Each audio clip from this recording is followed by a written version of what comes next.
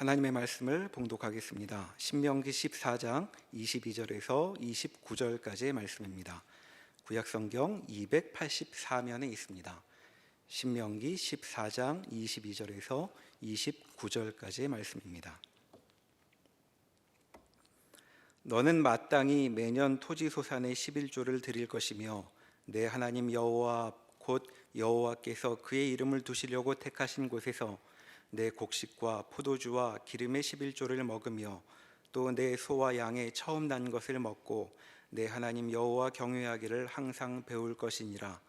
그러나 내 하나님 여호와께서 자기의 이름을 두시려고 택하신 곳이 내게서 너무 멀고 행로가 어려워서 내 하나님 여호와께서 그 풍부히 주신 것을 가지고 갈 수 없거든 그것을 돈으로 바꾸어 그 돈을 싸가지고 내 하나님 여호와께서 택하신 곳으로 가서 내 마음에 원하는 모든 것을 그 돈으로 사되 소나 양이나 포도주나 독주 등 내 마음에 원하는 모든 것을 구하고 거기 내 하나님 여호와 앞에서 너와 내 권속이 함께 먹고 즐거워할 것이며 내 성읍에 거주하는 레위인은 너희 중에 분깃이나 기업이 없는 자이니 또한 저버리지 말지니라. 매 3년 끝에 그의 소산의 10분의 1을 다 내어 내 성읍에 저축하여 너희 중에 분깃이나 기업이 없는 레위인과 내 성중에 거류하는 객과 및 고아와 과부들이 와서 먹고 배부르게 하라. 그리하면 내 하나님 여호와께서 내 손으로 하는 범사에 내게 복을 주시리라. 아멘. 신명기 14장부터는 이스라엘 백성들이 가나안 땅에 들어가서 지켜야 할 규례들이 순서적으로 설명이 되고 있습니다.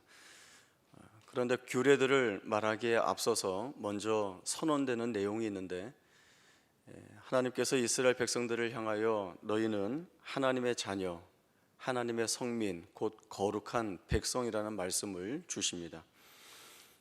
선언이 있고 규례가 뒤따라 나오는 이러한 순서는 무엇이 앞서고 있는지, 무엇이 중요한지를 우리에게 설명을 해주고 있습니다. 하나님이 주신 규례들을 잘 지켜야 하나님의 거룩한 백성이 되는 것이 아니라 하나님의 거룩한 백성이기 때문에 하나님이 주시는 규례들에 순종할 책임이 있다라고 하는 것이 중요한 내용으로 설명이 되는 것입니다. 오늘 본문은 11조에 관한 규례인데, 이러한 선언과 또 책임에 대한 내용들이 어떤 관계 속에서 어떠한 의미로 다가오는 말씀인지 함께 살펴보도록 하겠습니다. 하나님은 이스라엘 백성들에게 가나안 땅에 들어가서 누리게 될 풍요에 대한 약속을 주신 말씀이 있습니다. 신명기 6장에 보면 내가 건축하지 아니한 크고 아름다운 성읍을 차지하게 될 것이고 내가 채우지 아니한 아름다운 물건이 가득한 집을 얻게 될 것이고 내가 파지 아니한 우물을 차지하게 될 것이며 내가 심지 않은 포도원과 감람나무를 차지함으로 인하여서 배불리 먹을 것이라는 약속을 주십니다. 그리고 신명기 7장에 넘어가면 13절에서 또 하나의 약속이 주어집니다. 내가 가나안 땅에 들어가서 하나님 말씀에 순종하면 내 토지 소산과 곡식과 포도주와 기름이 풍부해지고 내 소와 양이 번식될 것이다 라고 하는 약속이 있습니다. 그리고 오늘 본문인 신명기 14장 23절에 보면 곡식과 포도주와 기름의 11조를 먹고 내 소와 양의 처음 난 것을 먹으라 라고 하는 말씀이 같은 내용과 같은 의미로 주어집니다. 이 신명기 7장 13절과 신명기 14장 23절 두 말씀이 어떤 조화를 이루는가 하면 이런 뜻이 있습니다. 하나님이 내게 약속을 주셨고 너는 약속한 것을 받았다라고 하는 것입니다. 이스라엘 백성들은 아직 가나안 땅에 들어가지 않았습니다. 농사도 짓지 않았고 얼마만큼의 결실을 받을지 모르는 가운데 있습니다. 그러나 하나님이 11조에 관한 규례를 주시는 것은 이스라엘 백성들이 쓰고 남음에도 풍부할 정도로 부어주시겠다는 약속을 주시고 있습니다. 11조에 관한 규례는 이스라엘 백성들이 하나님이 약속을 이루실 것, 그리고 그 안에서 자신들에게 주어지는 풍요가 있다라고 하는 사실을 확인받는 자리가 되는 것입니다. 오늘 본문에 설명되는 11조는 제2 11조라고 불립니다. 이스라엘 백성들은 두 가지의 11조 규례를 요구받고 있습니다. 제1 11조는 우리가 알고 있는 대로 얻은 소산의 10분의 1을 하나님께 드리는 것입니다. 이것은 분깃이나 기업이 없는 레위 지파에게 하나님이 주셨습니다.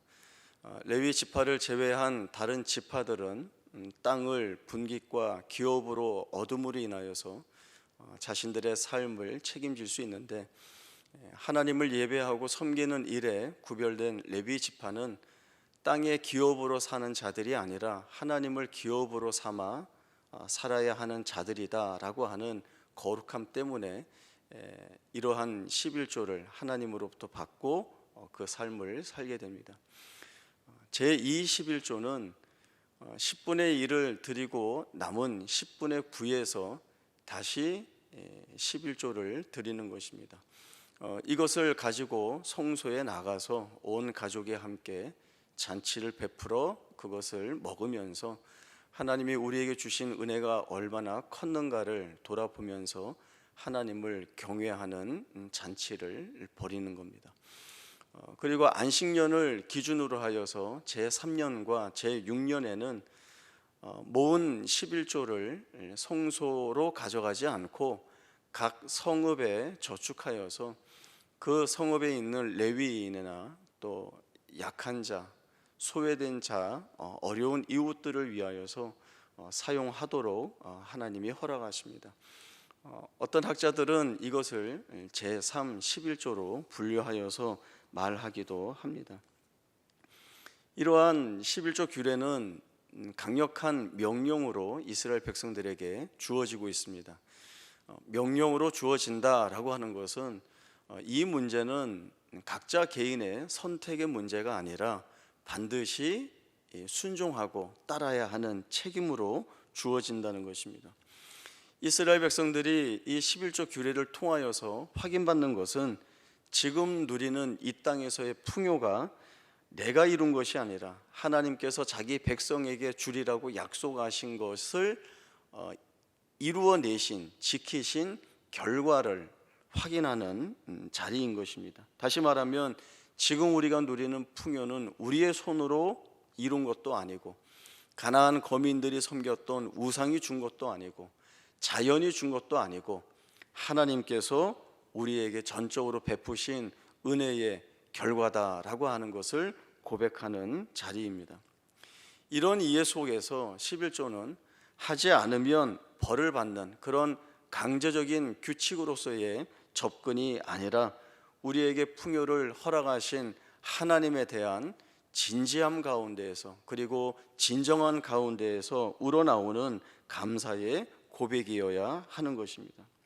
그 감사의 고백을 마땅히 하나님 앞에 올려드리는 것이 하나님의 택한 자녀요, 그리고 성민으로, 거룩한 백성으로 구별하여 부름받은 이스라엘 백성들의 책임입니다. 신명기 8장 1절에서 10절까지의 말씀을 찾아보겠습니다.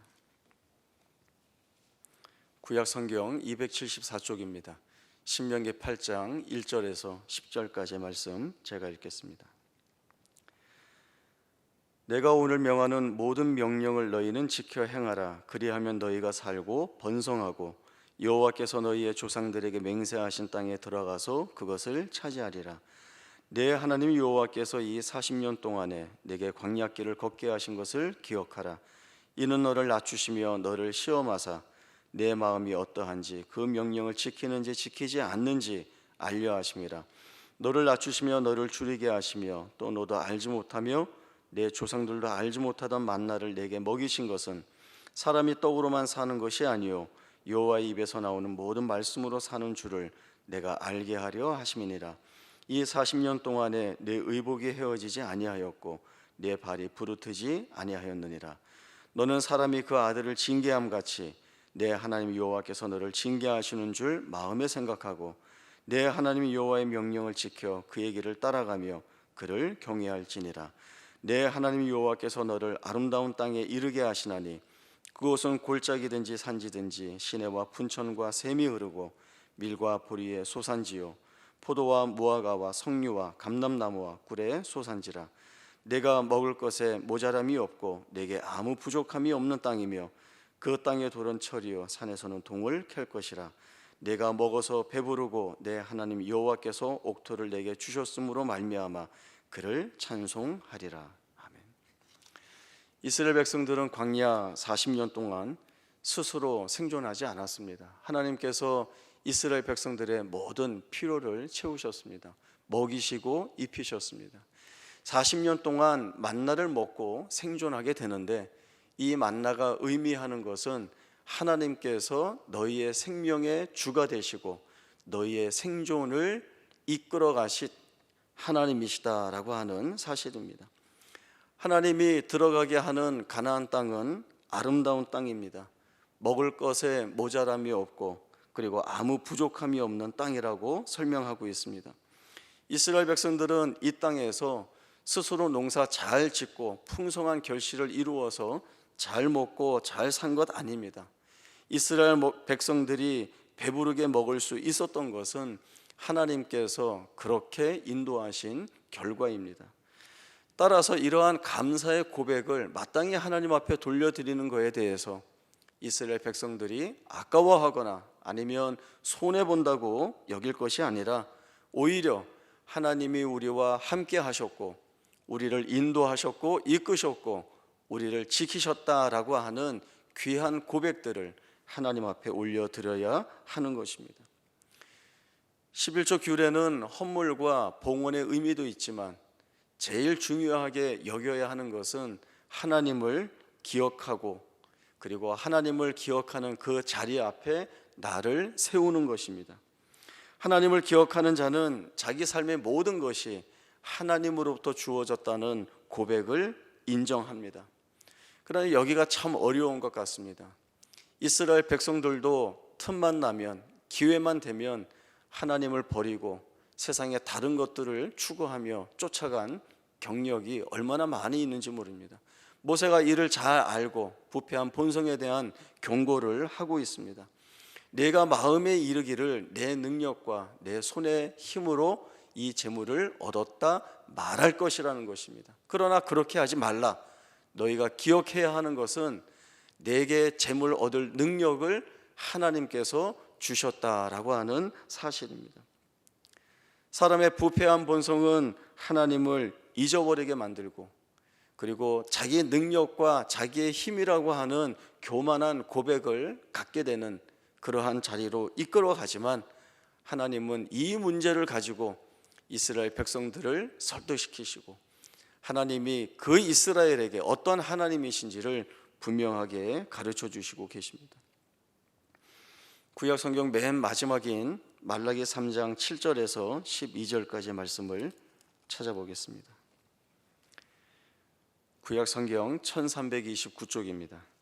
말라기 3장 7절에서 12절까지의 말씀 제가 읽겠습니다.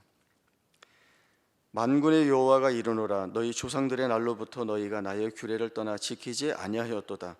그런즉 내게로 돌아오라. 그리하면 나도 너희에게로 돌아가리라 하였더니 너희가 이르기를 우리가 어떻게 하여야 돌아가리이까 하는도다. 사람이 어찌 하나님의 것을 도둑질하겠느냐. 그러나 너희는 나의 것을 도둑질하고도 말하기를 우리가 어떻게 주의 것을 도둑질하였나이까 하는도다. 이는 곧 11조와 봉헌물이라. 너희 곧 온 나라가 나의 것을 도둑질하였으므로 너희가 저주를 받았느니라. 만군의 여호와가 이르노라. 너희의 온전한 11조를 창고에 들여 나의 집에 양식이 있게 하고 그곳으로 나를 시험하여 내가 하늘 문을 열고 너희에게 복을 쌓을 곳이 없도록 붙지 아니하나 보라. 성경 가운데 가장 많은 오해를 받고 있는 말씀 중 하나라고 생각을 합니다.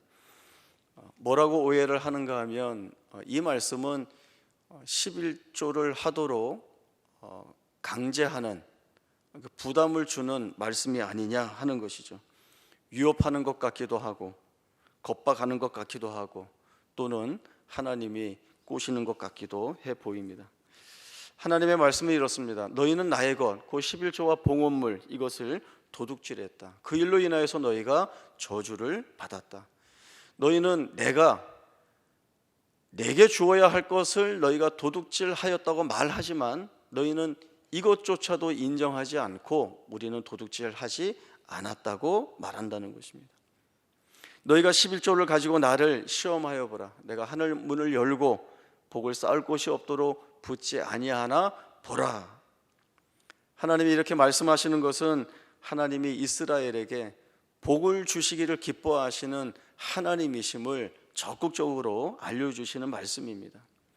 그러나 왜 이런 말씀을 하시는지, 왜 도둑질을 했다고 말씀하시는지는 그 시작을 봐야 합니다. 말라기의 시작은 이렇게 시작합니다.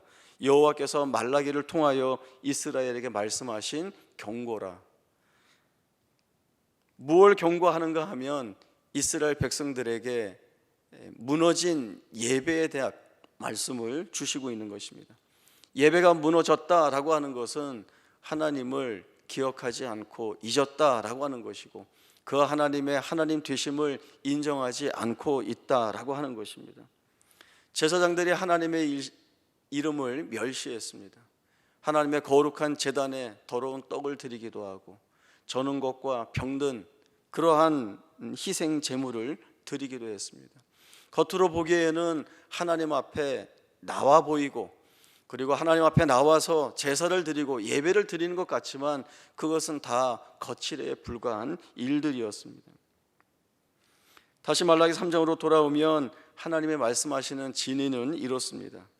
너희는 나를 버리고 떠났지만 나는 너희를 여전히 사랑하고 있다라고 하는 것입니다. 내가 너희의 삶을 책임지는 하나님이고 너희에게 복과 은혜를 주는 하나님이고 나의 영원한 작정과 섭리로 인하여서 너희를 가장 좋은 자리로 인도하는 하늘 아버지이시다라고 하는 것, 이것을 확인해 봐라라고 하는 것이죠. 너희가 온전한 감사의 고백을 드린다면 내가 너희를 더 풍성하게 하고 더 넉넉하게 하고 더 복되게 하리니 이것을 너희가 확인해 봐라라고 합니다. 너 잘 살게 해줄게, 떵떵거리고 살게 해줄게, 세상에 꿀리지 않게 해줄게, 이게 아니라 하나님이 이스라엘을 책임지시는 주체이심을 뚜렷하게 보여주시는 것입니다. 이스라엘 백성들도 그렇지만 우리에게도 11조 헌금은 대단히 어렵습니다. 11조 헌금 때문에 시험에 든다는 분도 보았고 또 11조 때문에 교회에 나가지 못하겠다라고 하는 이야기들도 들었습니다. 내가 고생해서 열심히 벌었는데 하나님이 강제적으로 떼어가는 것 같아 마음이 편치 않다고 합니다. 그래서 하나님께 드리기 어렵다라고 이야기를 합니다. 그러나 사실은 여기가 오해의 시작입니다. 11조는 내 것에서 떼어서 하나님께 드리는 것이 아니라 하나님이 우리에게 주신 것 중에서 일부를 구별하여 하나님께 드리는 것입니다. 내 것 가지고 하는 것이 아니라 하나님의 것을 가지고 우리가 하나님께, 하나님이 나를 얼마나 복된 가운데 인도해 오신 하나님이신지, 내 삶에 필요한 것들을 채워주셔서 얼마나 감사한지를 그 하나님 앞에 감사의 표현으로 돌려드리는 것이 바로 이 11조입니다. 11조 헌금은 하나님이 내 삶에 채우신 은혜가 있음을 인정하고 그리고 그 은혜를 주신 하나님께 감사하는 고백이 있어야 할 수 있는 것입니다. 말라기를 통해서 저희가 보았듯이 하지 않는 것이 옳은 것이 아니라 감사한 마음으로 하나님 앞에 드려야 합니다. 하지 않으려니 찜찜하고 하려니 아깝고 그런 마음으로 드리면 그 헌물은 하나님 앞에 헛된 것이 됩니다. 하나님이 받지 않으십니다. 이사야 선지자는 말라기 선지자와 마찬가지로 이스라엘 백성들이 헛되이 드리는 예배에 대해서 책망했습니다. 너희의 무수한 재물이 내게 무슨 유익이 있느냐? 하나도 기쁘지 않다. 너희가 드리는 살찐 짐승의 기름에 내가 배불렀고 그리고 수송아지와 어린 양이나 순염소의 피를 내가 기뻐하지 않는다. 헛된 재물을 가지고 오지 말라라는 책망을 하십니다. 왜 이런 말씀을 하십니까? 가지고 나오는 것이 중요한 것이 아니라 하나님을 예배하는 자가 하나님을 경외하는 마음을 가지고 그 하나님 앞에 진정한 고백을 가지고 섰는가라고 하는 것입니다.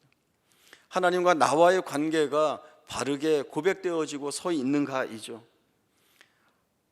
내 생명의 주인이신 하나님, 내 삶을 이끄시는 하나님, 내 삶을 책임지시는 하나님이심을 인정하고 그 하나님 앞에 무릎 꿇고 겸손한 자리에 나를 세우는가. 이러한 진정한 고백이 없이는 무엇을 가지고 나오든 그것은 아무 의미가 없는 헛된 재물이 될 뿐입니다. 예수님은 두 렙돈을 헌금하는 가난한 과부의 모습을 보고 칭찬하셨습니다. 이 가난한 과부가 모든 사람보다 많이 넣었다라고 하는 것이죠. 그 가난한 과부가 정말 액수가 큰 헌금을 한 것이 아니라 그가 모든 사람들보다 하나님 앞에 겸비한 모습으로 서서 하나님께 감사의 고백을 드리는 그 진정함이 모든 사람보다 앞섰다라고 하는 것입니다. 하나님은 사람의 외모를 보시는 것이 아니라 중심을 보시는 하나님이시기 때문에 그가 어떠한 고백을 가지고 하나님 앞에 나오는가가 가장 중요한 내용이 됩니다. 코로나19 사태로 인하여서 많은 교회들이 정부의 방역 대책에 협조하기 위해서 온라인 예배로 전환해서 드리고 있습니다. 우리 교회도 오늘로 8주째 온라인 예배를 드리고 있습니다. 그러나 또 어떤 교회들은 여전히 현장 예배를 드리고 있습니다. 사회적 거리두기 기간이 길어지고 또 불안감도 높아지다 보니까 많은 사람들이 예민해져 있는 것이 사실입니다. 이러한 때에 교회에 모여서 예배드리는 분들을 향한 비판이 많아졌습니다. 어느 언론사의 한 기자분이 쓰신 글을 보았습니다. 성도들이 교회에 나오지 않으면 헌금을 걷지 못하니까 고집스럽게 현장 예배를 강행하는 것이다. 그 기사를 읽고 참 마음이 아팠습니다. 제가 교회 밖에서 만나는 분들이 있습니다. 믿는 분도 있고 믿지 않는 분도 있는데 제가 목사인지 아니까 어느 한 분이 조심스럽게 목사님, 아무래도 온라인 예배 드리면 성도들이 교회 나오지 못하는데 헌금이 많이 줄지 않는가요? 이렇게 물었습니다. 예, 그렇습니다. 헌금이 많이 줄었습니다. 그리고 제가 여기에 한마디를 더 보탰습니다. 헌금이 줄었다고 해서 염려하지 않습니다. 교회가 해야 하는 주의 일에 필요한 만큼, 있어야 할 만큼 하나님께서 채워주실 것이라고 하는 믿음이 우리에게 있습니다. 이게 우리 배짱입니다. 이렇게 이야기를 했습니다. 그랬더니 그분이 목사님 훌륭하시네요 라고 하는데 제가 훌륭한 게 아니라 하나님이 정말 그렇게 일하신다라고 하는 고백이 교회와 우리에게 있습니다. 광야 40년 동안 의복이 헤어지지 않게 하였고 발이 부르트지 않게 하신 하나님이십니다. 만나를 거둘 때에도 많이 거둔 자도 남지 않고 그리고 적게 거둔 자도 모자라지 않게 하신 분이 하나님이십니다. 때를 따라 이른 비와 늦은 비를 적절히 맞춰주심으로 인하여서 그 땅의 토지 소산을 풍성하게 해주신 분이 바로 우리 하나님이십니다. 이런 하나님이심을 바로 알면 바른 고백이 나오고 그리고 바른 고백 위에서 하나님께 드리는 진정한 감사가 우러나올 수밖에 없습니다. 풍성히 얻어 기쁨을 누리게 하는 것도 하나님께서 우리를 세우시는 자리이고 또 그렇게 풍성히 세운 자리에서 우리 손에 쥔 이것이 우리의 노력이나 힘으로 얻은 것이 아니라 하나님이 주셨다라고 하는 귀한 고백을 하는 것도 하나님이 우리에게 원하시는 것입니다. 하나님을 경외하는 자는 하나님이 자기 삶의 주인 되심을 고백합니다. 내 삶이 내 손에 있는 것이 아니라 하나님 손에 있다.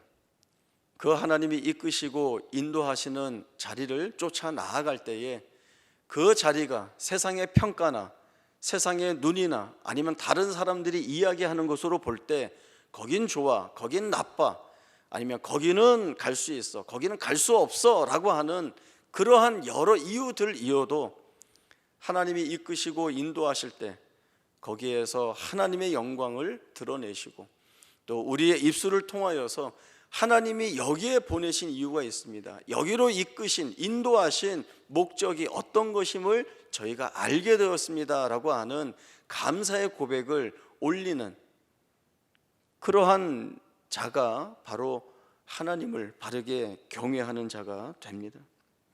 또 하나님을 경외하는 자는 자기에게 주어진 모든 것이 하나님으로부터 온 것임을 고백합니다.